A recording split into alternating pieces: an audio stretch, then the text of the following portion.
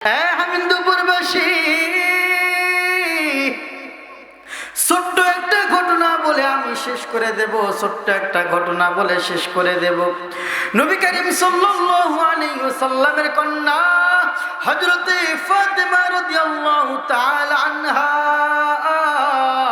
ফাতেমা রাদিয়াল্লাহু তাআলা আনহা যেই দিন দুনিয়া থেকে বিদায় নিয়ে যেই দিন চলে গেলেন, ফাতেমা রাদিয়াল্লাহু তাআলা আনহা যেই দিন দুনিয়া থেকে বিদায় নিয়ে যেই দিন চলে গেলেন, হযরতে আবু যর গিফারি রাদিয়াল্লাহু তাআলা আনহু ফাতেমা রাদিয়াল্লাহু তাআলা আনহার কবর খনন করার জন্য কবরস্থানে চলে গেলেন।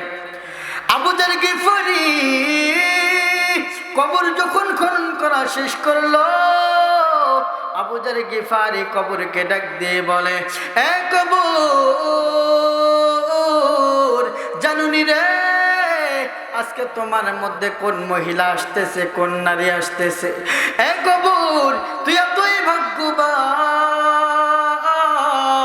আজকে তোর মধ্যে এমন একজন নারী আসতেছে, এমন একজন মহিলা আসতেছে যে হলো আল্লাহ রাব্বুল আলামিনের বন্ধু হযরতে মুহাম্মদ মুস্তাফা সাল্লাল্লাহু আলাইহি ওয়াসাল্লামের কন্যা ফাতেমা রাদিয়াল্লাহু তাআলা আনহা আজকে তোর মধ্যে আসতেছে। এ কবর, জানুনি রে আজকে তোমার মধ্যে কোন নারী আসতেছে, তোমার মধ্যে এমন একজন মহিলা আসতেছে, এমন একজন নারী আসতেছে যে হলো ইসলামের ৪র্থ নম্বর খলিফা হযরতে আলী রাদিয়াল্লাহু তাআলা আনহুর স্ত্রী আজকে তোমার মধ্যে আসতেছে। এ কবর, শুধু তাই নয়, আজকে তোমার মধ্যে এমন একজন নারী আসতেছে, এমন একজন মহিলা আসতেছে যে হলো জান্নাতের সমস্ত নারীদের সরদার, সমস্ত নারীদের সরদারনি হযরতে ফাতেমা রাদিয়াল্লাহু তাআলা আনহা আজকে তোমার মধ্যে আসতেছে। এই কবর, শুধু তাই নয়,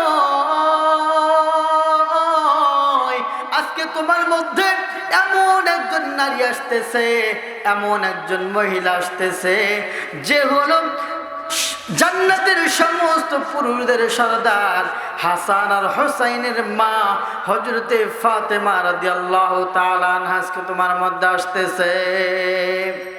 এই কবর, খবরদার খবরদার বেয়াদবি করবে না, খবরদার খবরদার বেয়াদবি করবে না। এই কথা বলার পর আবু যর গিফারি তাকায় দেখে কবরটা কেমন যেন নাড়াচাড়া করে, কি যেন বলতে চায়। আবু যর গিফারি তাকায় দেখে কবরটা কেমন যেন নড়াচড়া করে, কি যেন বলতে চায়। আল্লাহ রাব্বুল আলামিন কবরের জবান খুলে দিলেন। কবর ডাক দিয়ে বলে, এ আবু যর গিফারি,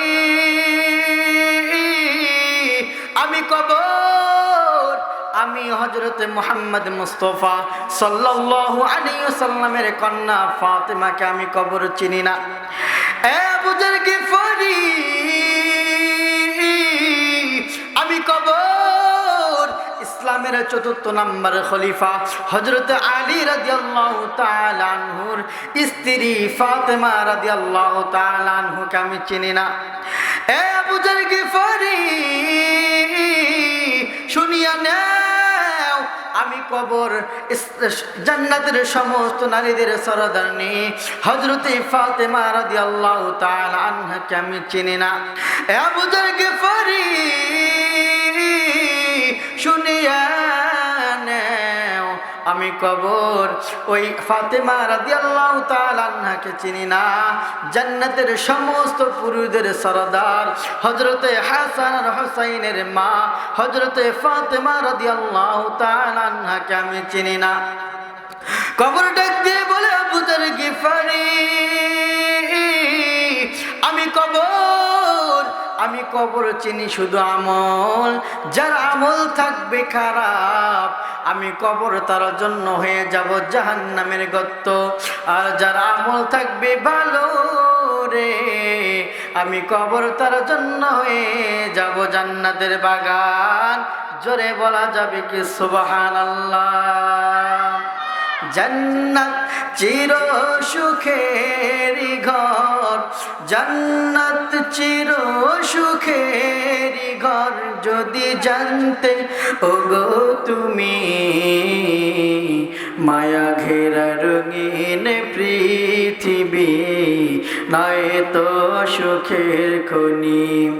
মায়া ঘেরা রঙিন পৃথিবী নয় তো সুখের খনি। জান্নাত চির সুখের ঘর, জান্নাত চির সুখের ঘর, যদি জানতে ওগো তুমি